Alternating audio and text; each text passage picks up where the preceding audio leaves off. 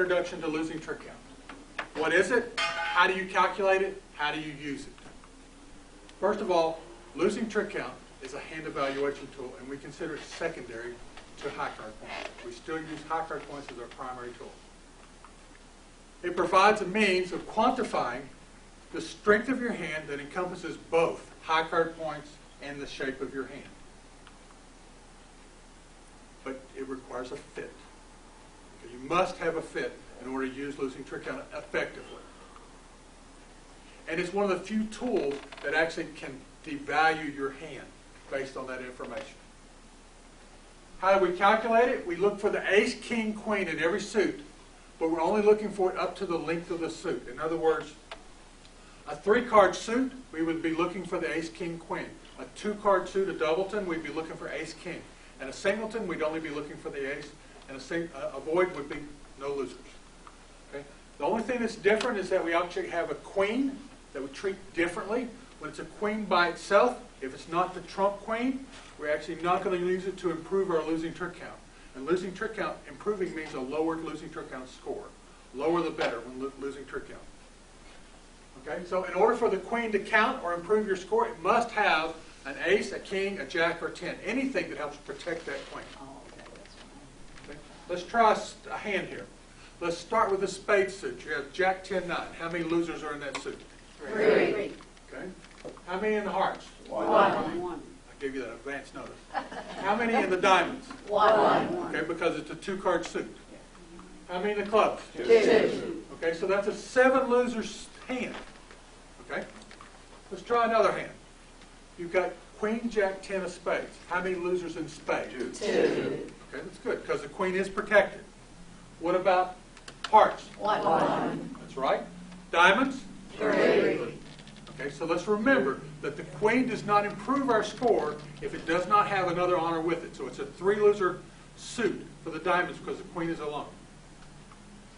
Clubs? 1. So it is also a 7-loser hand. And the interesting thing is that the top hand's 16 high card points and the bottom hand's 10. So if we had a fit with our partner, these two hands would have roughly the same strength, the same trick-taking ability, even though they're much different in high card points. Okay? So how do we know what those numbers mean when we tell them that it's a 7-loser hand? So you can have a higher loser count with an opening hand and still be an 8 or higher.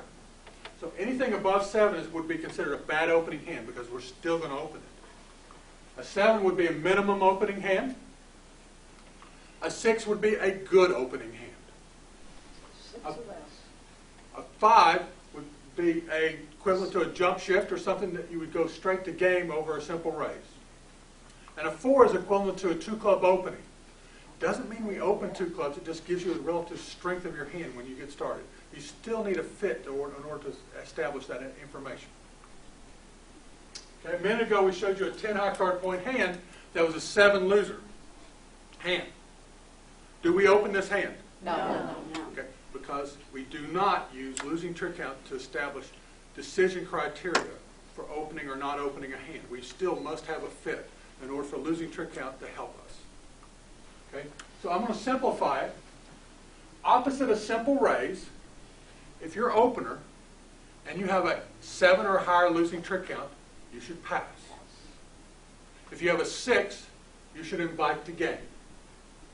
And if you have a 5, you should go straight to game. You should bid game immediately. Let's see how this worked with some hands.